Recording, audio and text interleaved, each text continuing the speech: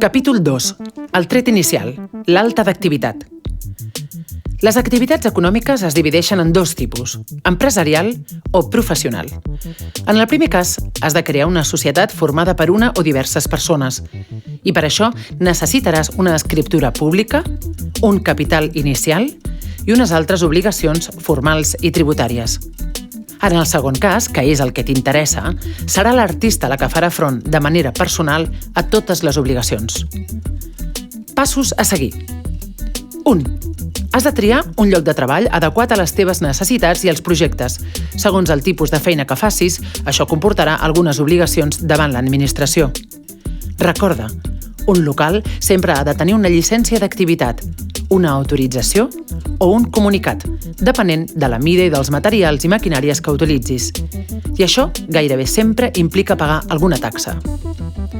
I si no vols o no pots pagar un local, sempre pots utilitzar el teu habitatge o llogar un espai compartit de cotreball. N'hi ha molts i de moltes menes. 2. Ara has d'aconseguir un certificat digital que et permeti interactuar amb l'administració via internet. Recorda, és una eina imprescindible i d'obligat compliment. I per això, primer hauràs d'omplir un formulari en línia a la web de la Real Casa de la Moneda a l'apartat Certificats i Tràmits. Un cop allà, has de fer clic a Persona física. Una vegada ho hagis fet, hauràs de certificar-lo en una de les seus de l'agència tributària i per fer-ho, el primer pas és sol·licitar una cita prèvia a la seva web. Un cop estigui certificat, només et caldrà descarregar-te'l i instal·lar-te'l a l'ordinador. I no oblidis fer una còpia de seguretat d'aquest certificat.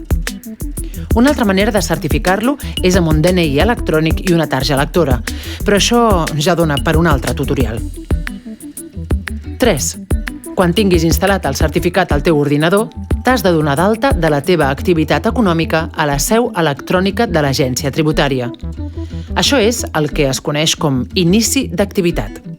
I ho has de fer en l'apartat Censos de la web de l'agència tributària, marcant l'opció Model 036 i complimentant el formulari. Les caselles més importants d'aquest formulari són tipus d'activitat, casella 400, data d'inici d'activitat, casella 503, IVA, casella 510, IRPF, casella 609. I recorda, l'activitat que desenvoluparàs correspon al codi o epígraf 861. És la que correspon a pintors, escultors, ceramistes i artesans.